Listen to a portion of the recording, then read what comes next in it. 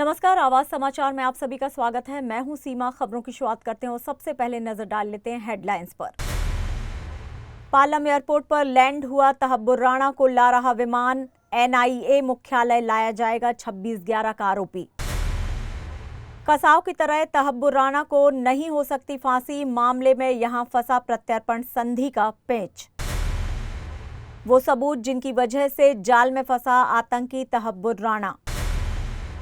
भारत पहुंचने पर तहब्बुर राणा के साथ पहले क्या होगा, और 26/11 के आतंकी कसाव की हैवानियत, जिसने पिलाया पानी उसी को मारी गोली।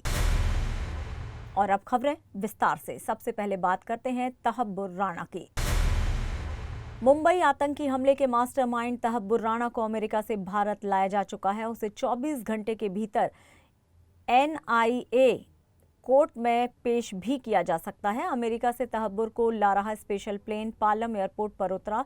यहां से उसे कड़ी सुरक्षा के बीच एनआईए ऑफिस ले जाया गया। बीजेपी सांसद अनुराग ठाकुर ने 26/11 मुंबई आतंकी हमले के आरोपी तहब्बुर राणा के प्रत्यर्पण पर कहा, राहुल गांधी और कांग्रेस पार्टी से मैं इतना ही कहना चाहता हूं कि कांग्रेस की सरकारों के समय चाहे कसाब आया या तहब्बुर राणा आया, ऐसे लोगों ने आकर सिर्फ बम धमाके ही किए। हिंदुस्तान में एक नहीं अनेकों बम धमाके कांग्रेस सरकार में हुए, लेकिन कांग्रेस हाथ पर हाथ धरे बैठी रही।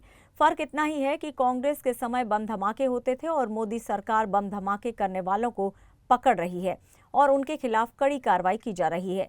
तहब्बुर राणा पर कड़ी कार्रवाई की जाएगी। केंद्रीय मंत्री पीयूष गोयल ने कहा कि आज का दिन बहुत ही महत्वपूर्ण है। 2008 में मुंबई में आतंकवादी हमला हुआ था। उस हमले के आरोपी तहब्बुर राणा को हम भारत वापस ले आए हैं।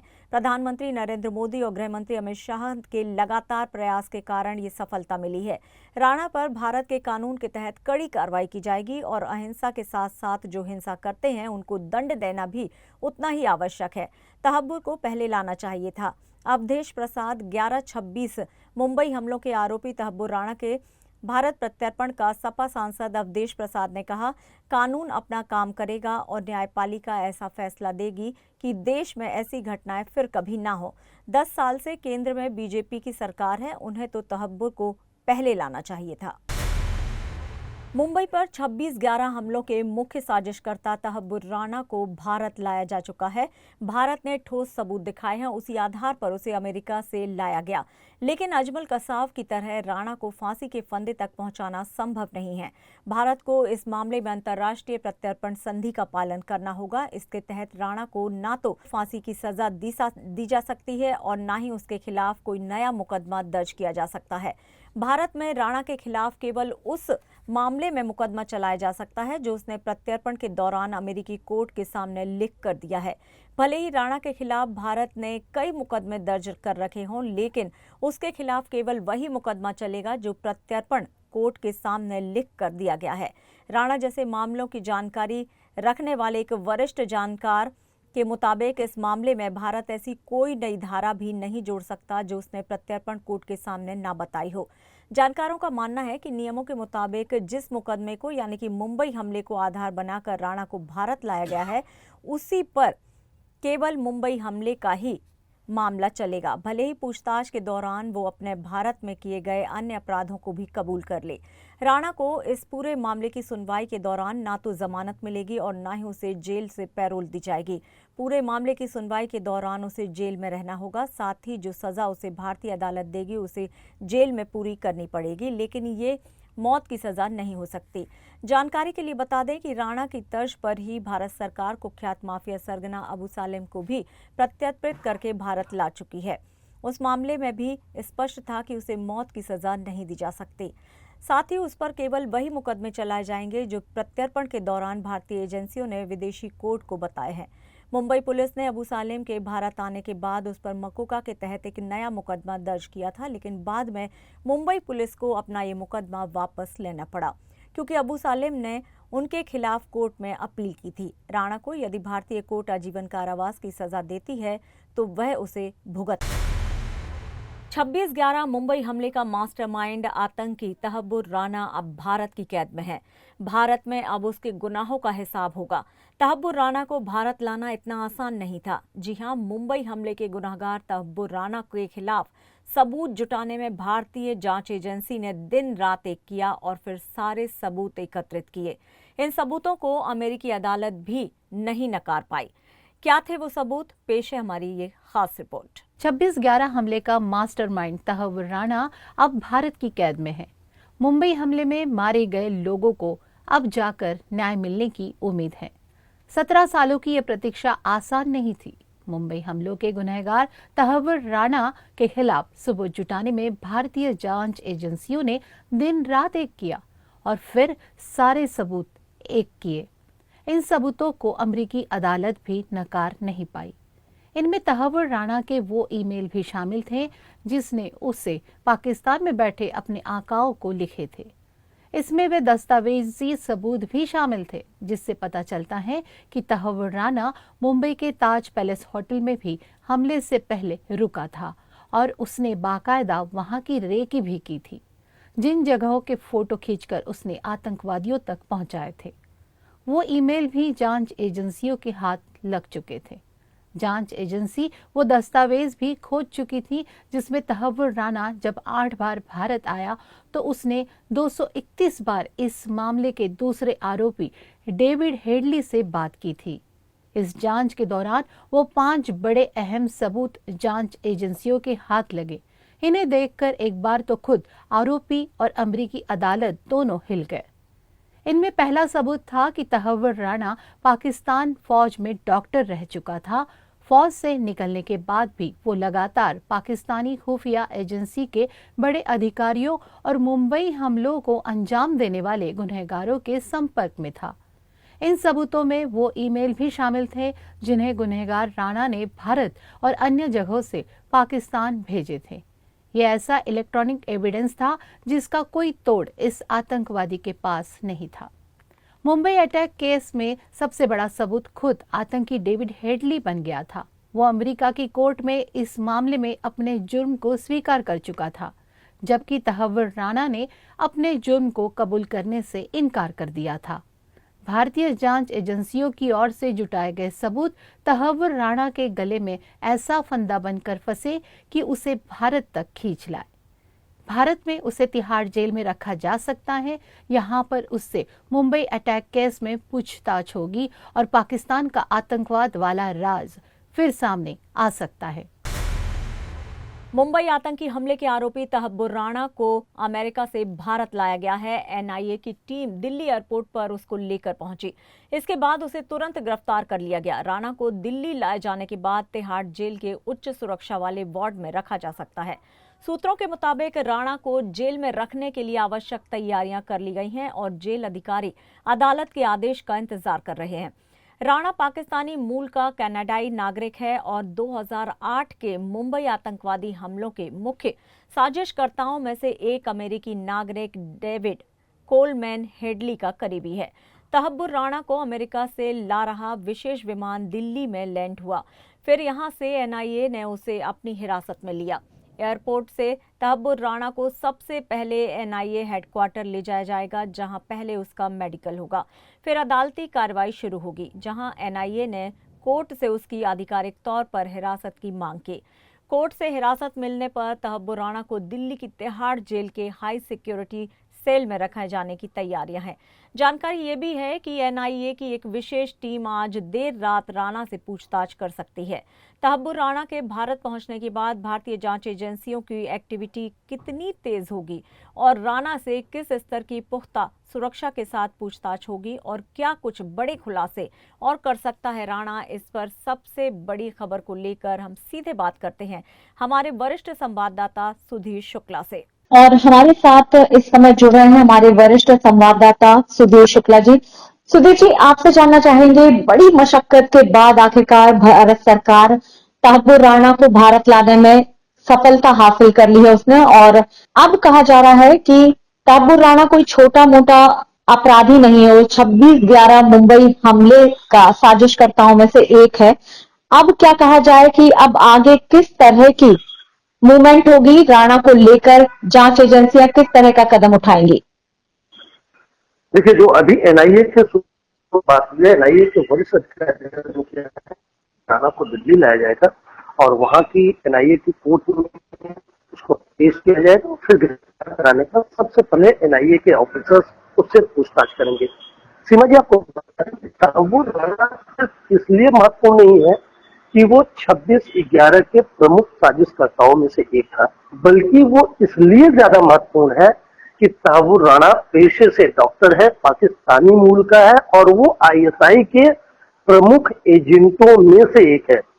और आप अगर मोदी सरकार आई है खास और भारत सरकार ने जिस ढंग से पाकिस्तान को जिस स्तर पर नंगा किया है और उसके अवार्ड दिए हैं, डोजेस लगातार सौंपे हैं, तहव्वुर राणा का भारत आना और उसके बाद एजेंसी और सिर्फ एनआईए जांच नहीं करी, तो ये भी बता दें, आवाज इंडिया के दर्शकों को हम बताते चले कि तहव्वुर राणा के साथ सबसे पहले एनआईए जांच करेगी, उसके बाद सीबीआई जांच करेगी, फिर एटीए जांच करेगी, फिर मुंबई क्राइम ब्रांच में जांच करेगी, क्योंकि मुंबई में जो ब्लास्ट हुआ था उसकी जांच मुंबई क्राइम ब्रांच और एटीएस ने किया था और बाद में ये जांच एनआईए को सौंप दी गई थी। लेकिन एनआईए से पूछताछ बेहद अहम इसलिए ये हो जाती है क्योंकि वो पाकिस्तान की खुफिया एजेंसी आईएसआई का प्रमुख एजेंट है और जिस बात को लेकर अब तक लगातार पाकिस्तान अंतर्राष्ट्रीय मंचों पर इस बात से इनकार करता रहा है, लेकिन उसकी पेशी और उससे पूछताछ के बाद भारत इस बाबत पुख्ता सबूत इकट्ठा कर सकेगा और अंतर्राष्ट्रीय फलकों पर एक बार फिर से पाकिस्तान को बेनकाब करने में भारत को महत्वपूर्ण भूमिका तहव्वुर राणा की इस पूछताछ से होगा। सीमा जी जी दूसरी बात ये जानना चाहेंगे, दिल्ली पहुंच चुका है तहव्वुर राणा, अब गिरफ्तारी हो गई है उसकी, अब मुंबई लाने की भी संभावनाएं जताई जा रही है। कहा जा रहा है क्योंकि मुंबई से जुड़ा हुआ मामला है तो उसे मुंबई लाया जाएगा। तो पहली बात तो कि मुंबई में उसको कहां रखे जाने की चर्चा चल रही है, क्योंकि उससे पहले एजेंसियों को सुरक्षा इंतजाम भी पुख्ता करने पड़ेंगे, क्या कहेंगे? निश्चित तौर से समझिए, और आपको बता दें चूंकि ये इंटरनेशनल टेररिस्ट है, इसके लिए एजेंसियां सतर्क है और इसका अंदाजा आप इसी बात से लगा सकते हैं कि जब आज दिल्ली एयरपोर्ट पे लाया गया था तहव्वुर राणा को, तो तमाम एजेंसियों के अलावा स्क्वाड तक थी जो कि भारत की कलेक्टिव क्रीमी लेयर फोर्स है और इसी तरह लगभग जो हमारी जानकारी है 7 दिन से 14 दिन तक उसको दिल्ली में रखा जाएगा। जो एनआईए की विशेष टीम सदन राते जो एनआईए चीफ है उन्होंने एक स्पेशल टीम रखी है और उसमें कुछ एडीजी लेवल के अधिकारी हैं, इसके अलावा जिन्होंने मुंबई ब्लास्ट की इन्वेस्टिगेशन की है, जिन्होंने एनआईए को और यूनाइटेड नेशन को डोजियर सौंपा था, उन अधिकारियों के साथ आला अधिकारी एनआईए के 14 दिन तक पूछताछ करेंगे लगातार और उसके बाद एक रिमांड एप्लीकेशन फाइल की जाएगी और उसके बाद महाराष्ट्र की एनआईए की टीम उसकी जांच, जहां तक बात आपने उसकी सुरक्षा के मद्देनजर की है, तो जो अभी तक पुख्ता जानकारी नहीं है लेकिन जो सूत्रों से जानकारी मिल रही है कि कसाब स्पेशल बैरक में रखा गया था, उसी बैरक में तहव्वुर राणा को भी रखा टीम लगाई गई है। आवाज इंडिया के दर्शकों को बता दें कि इजराइल से कुछ खास इक्विपमेंट तक मंगाए गए हैं और आपको बता दें संवेदनशील है कि बातचीत तो छोड़े, अगर उसके रेस्पिरेशन की रेट तक ज्यादा होगी उसकी भी जानकारी सेल से बाहर बैठे अधिकारी जो उसको 24 घंटे उसकी निगरानी करेंगे उसको उसकी भी जानकारी मिलती रहेगी, वो भी आवाज सुनाई पड़ेगी। तो बेहद कड़े सुरक्षा इंतजाम के बीच जो अभी तक की जानकारी है वो ये है कि कसाब को जिस बैरक में रखा गया था, जो स्पेशल सेल बनाया गया था जिसको एक सेल कहते हैं, हिंदी में उसको अंडा सेल कहते हैं सीमा जी, उसको रखे जाने की बात है। लेकिन अभी दिल्ली की एनआईए यूनिट जब तफ्तीश पूरी कर लेगी उसके बाद उसको मुंबई ले जाने की बात है। सीमा जी बहुत बहुत धन्यवाद सुधीर जी इस पूरी जानकारी के लिए। तो हमारे संवाददाता सुधीर शुक्ला जी ने जानकारी दी है और अब इसके आधार पर देखते हैं कि क्या कुछ आगे निकलकर सामने आता है और वाकई मुंबई से जुड़ी खबर है तो जरूर उसको मुंबई भी लाया जाएगा और यहाँ भी सुरक्षा पुख्ता होनी शुरू हो जाएगी। खबरों में यहाँ लेंगे एक छोटा सा ब्रेक, आप बने रहिए आवाज समाचार के साथ।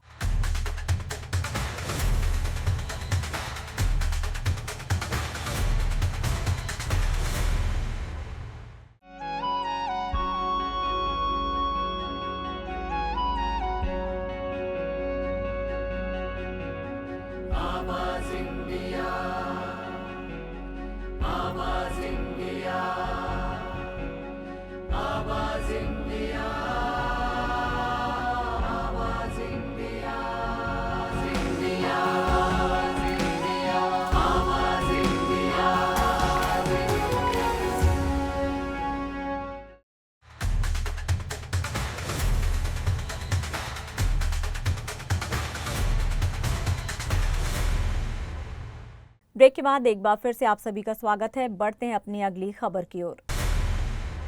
मुंबई आतंकी हमले के आरोपी तहब्बुर राणा को अमेरिका से भारत प्रत्यर्पित किया जा चुका है। भारत से जांच एजेंसियों की टीम अमेरिका पहुंचकर सभी कागजी कार्रवाई और कानूनी औपचारिकताएं पूरी करने के बाद उसे वापस लेकर आ रही हैं।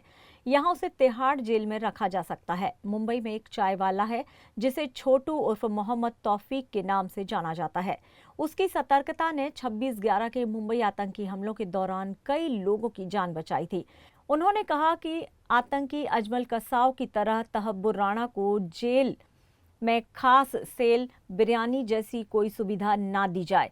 छोटू चाय वाले ने मांग की है कि आतंकवादियों से निपटने के लिए अलग कानून होने चाहिए और उसे फास्ट ट्रैक पर केस चलाकर फांसी दी जाए और सरेआम गोली मारने की मांग की है। छोटू ने आतंकी तहब्बुर राणा के प्रत्यर्पण के लिए सरकार को धन्यवाद दिया। मेरा नाम मोहम्मद तौफीक से छोटू चाय वाला। 26/11 को मैं बहुत सारे लोगों को जान बचाया, हॉस्पिटल पहुंचाया। आज अजमल कसाब के पीछे गवर्नमेंट ने बहुत सारे पैसे खर्चे किए, बहुत सारे अंडा सेल वगैरह बनाए, कोर्ट में कुछ सुनवाई हुई, फिर पाकिस्तान को सबूत दिया गया, लेकिन पाकिस्तान बोला हमारे देश का नागरिक नहीं है। आज इतने बड़े आतंकवादी को अमेरिका से इंडिया ला रहा है।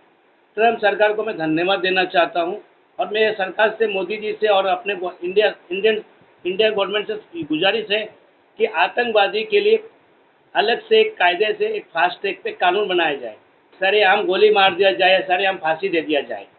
पाकिस्तान को सबूत देके मतलब नहीं आता है। हमारे देश का खून बहाया, हमारे देश का नुकसान किया, सब कुछ किया। अतुल रहाणे को आज का दिन ला रहे हैं, इतना अरबों रुपया खर्चा करने की क्या जरूरत है? कुछ इंडिया का चीफ गेस्ट है क्या वो?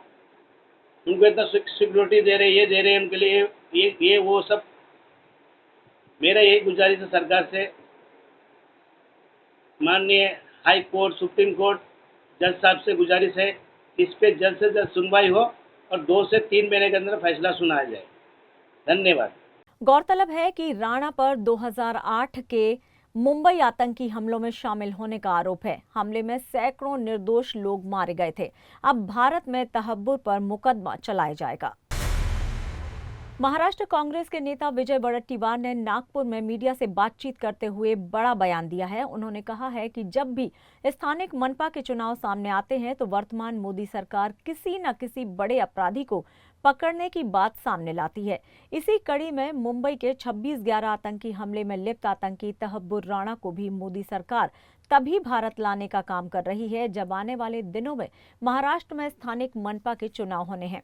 विजय वडेट्टीवार बयान देते हुए उन्होंने कहा कि तहब्बुर राणा को लाया जा रहा है, उसको 12 से 15 साल आखिर क्यों लग गए? केंद्र में सरकार बैठी है, 12 साल से केंद्र में सरकार है, तब चुनाव के वक्त राणा को लाने का काम किया जा रहा है। विजय वडेट्टीवार ने कहा कि माफिया सरगना दाऊद इब्राहिम को कब लाया जाएगा, ये भी सरकार बता दे। आने वाले दिनों में मनपा के चुनाव होने हैं, लेकिन इस मामले को लेकर राजनीति न करते हुए राणा को सीधे फांसी की सजा देने की बात भी विजय वडेट्टीवार ने कही है। नहीं, वो ला रहे, हम लोग देखिए लाया जा रहे, पर 15 साल अभी 12 साल क्यों लगे? केंद्र सरकार आके यहाँ पे बैठी है। 12 साल से केंद्र में सरकार है, 11 साल से, तो ये क्यों नहीं हुआ? अब चुनाव के वक्त अगर लाते हैं, दाऊद का फिर क्या हुआ? अब ये सब बातें इसलिए इम्पोर्टेंट है कि कॉरपोरेशन के चुनाव है, उसका राजनीति करके खुद का फायदा करने के लिए इसका उपयोग नहीं होना चाहिए और उसको फांसी की सजा देने के लिए तत्परता सरकार बताए और जल्द से जल्द उसको फांसी दे। अमरावती के गाडगे नगर पुलिस स्टेशन में 2 रील स्टार्स के खिलाफ मामला दर्ज किया गया है। देवीदास इंगले और एक महिला पर यातायात बाधित करने का आरोप लगाया गया है। दोनों ने पंचवटी चौक पर ट्रैफिक लाइट के बीच वीडियो शूट किया था, जिससे भीषण जाम लग गया था। नागरिकों ने भी इस मामले पर गुस्सा जाहिर किया है। पुलिस कमिश्नर नवीन चंद्र रेड्डी के आदेश पर दोनों के खिलाफ मामला दर्ज कर लिया गया है। देवीदास इंगोले ने माफी मांग ली है, लेकिन मामला अभी भी विचाराधीन है। ये घटना अमरावती में यातायात व्यवस्था को लेकर कई सवाल उठा रही है। पुलिस अब इस मामले की जांच कर रही है।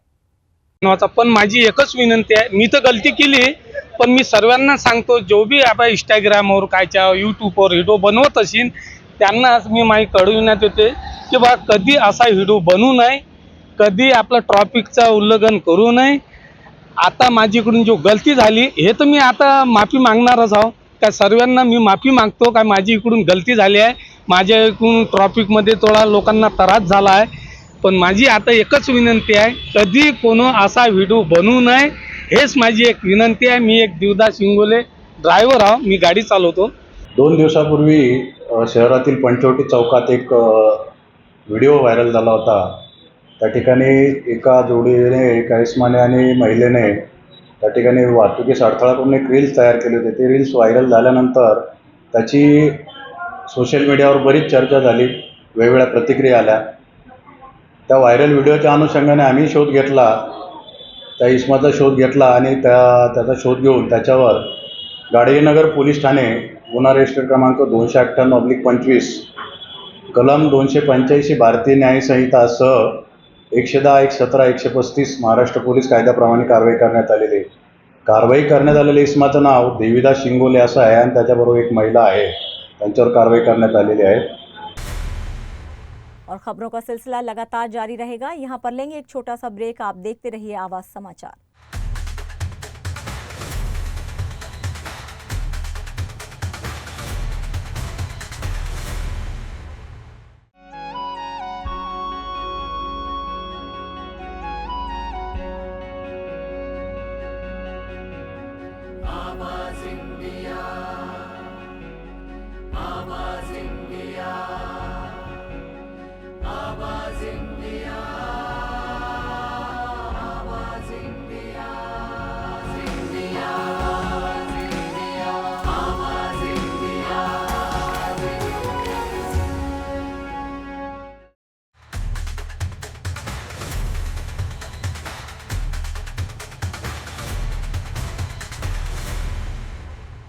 ब्रेक के बाद एक बार फिर से आप सभी का स्वागत है।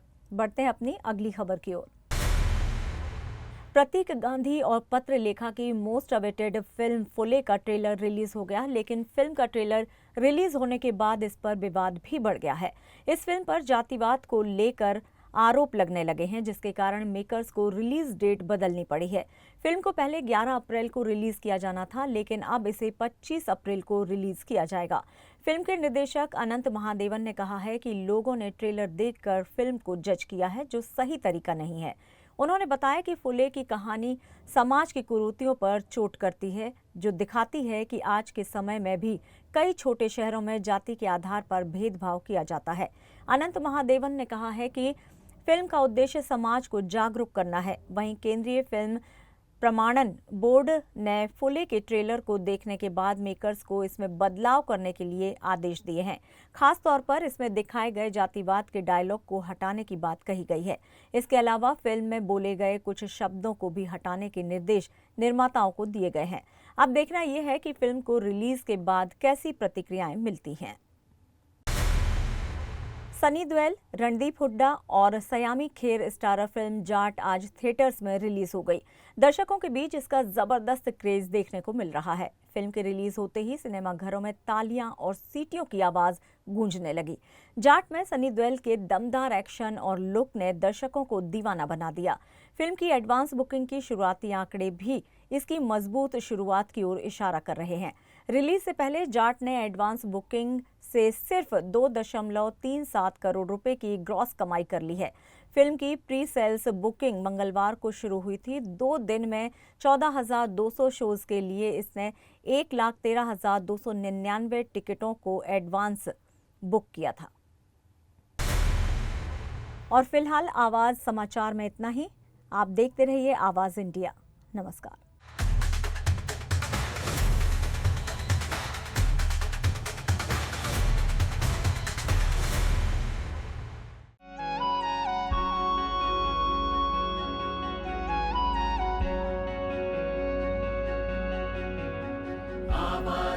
मियाँ